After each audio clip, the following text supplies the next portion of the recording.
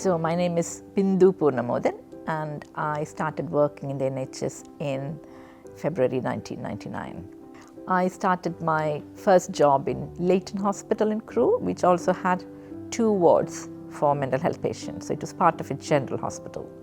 And we had a community clinic in the town centre of Crewe. So that was exciting. So my journey was probably slightly different from some of the others because my husband was directly recruited to come over and work here. So I kind of accompanied him and then applied for a job. And I would like to say Kiel was my first interview and I got offered the job. I had worked in psychiatry in India, so I had some experience. So I found that the NHS was a very friendly and warm place to work in, and the working conditions were very good. Those were the days, it was February 1999, so we came, it was a winter time, and I was commuting from Manchester at the time, so it was a little bit of a difficult commute, but gradually I got used to the climate and the shorter days during those days. And I think the people made all the difference. Everyone was very friendly. I was part of a cohort of senior house officers who were all very friendly with each other. So I had and we attended the training in Stoke every Wednesday. We still had the CPD sessions on a Wednesday morning and teaching on Wednesday afternoon. So we attended those sessions every week, which was also quite enjoyable, part of the training. What's your memories of early days? So in the early days, we had a small cohort of colleagues who were all very friendly, and the consultants were very supportive. We didn't have registrars in those days in the Crewe, in Leighton Hospital. So on calls were SHOs and then directly to consultants, so which meant that we all worked very close together. In those days, we used to be invited to consultants' houses for when we left a placement, and I think that kind of things has changed, I think, over time. I am a child and adolescent psychiatrist, so I work with young people up to the age of 18.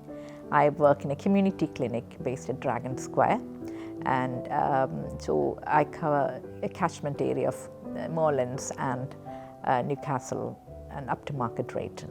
So it's quite a big catchment area, and we see children from different backgrounds and circumstances. I think with regard to mental health and young people, I think it is more acceptable to talk about them openly these days. And I think social media has, and the access to internet, I think that has been the major change. When we first started working with children and young people, not many children had access to smartphones or laptops or internet, because I started working in camps in 2001. So and we were called Children and Family Services, not Child and Adolescent Mental Health Services. Maybe that was also reflective of society's attitude towards mental health. So we were working with children and families and address difficulties within the family system. There was a lot of attention given to supporting the families as well those days, which we have moved slightly away from. We do still support families, but there are other agencies perhaps who do some of that work, which we used to do before. So I've seen a lot of change in how services were provided across these last couple of decades. One major difference is how that's probably due to the kind of pressures that we are all under, that we don't keep young people open to services very long. In the past, young people, when they used to get admitted into hospitals, remained there for a few months at a time.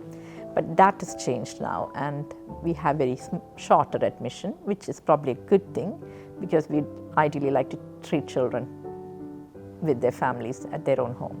So I think that's been a big difference. And now the focus is more on shorter period of interventions in the services and not to create any dependency on services. So there was this, a memorable patient would be this young ballerina, and she was a ballet dancer. She was very good at that. She was only about 13 or 14 at the time, and she had an eating disorder. So we tried to support her in the community, but in the end, she had to be admitted into Darwin Center for a few, I think it's a couple of months or something, and then she came out, and then she was doing so very well. She continued her dancing career and was accepted in the National Ballet. So it was an amazing moment too for her. Parents were absolutely thankful to the NHS, and they did a charity event and raised some money for Darwin Center.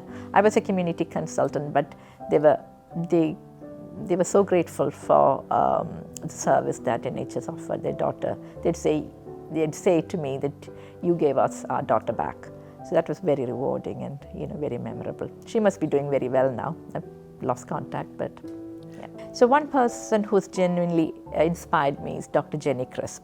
She was a psychotherapist in Combined Healthcare Trust, and she worked here for many, many years. She then also became Associate Medical Director. So she was the Associate Medical Director when Harplands first came into being. So before that, we were in St. Edward's site, and we moved over to Harplands, and the transition was quite difficult and challenging because of the whole systems were different.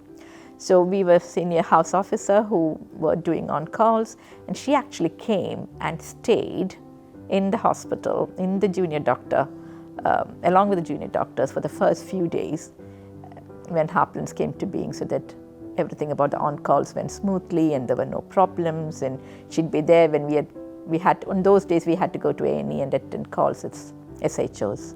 So when we came back after seeing a patient, she was there to debrief, support us. It was fantastic. So it was very inspiring the way she supported the junior colleagues and was always willing to listen, very empathic, very supportive. I think NHS is a very special institution because it's been there for 75 years, delivering excellent care to anybody who walks through its doors. So equal care to everyone, free of cost. I think it's wonderful. And I think people do not sometimes realize how special it is.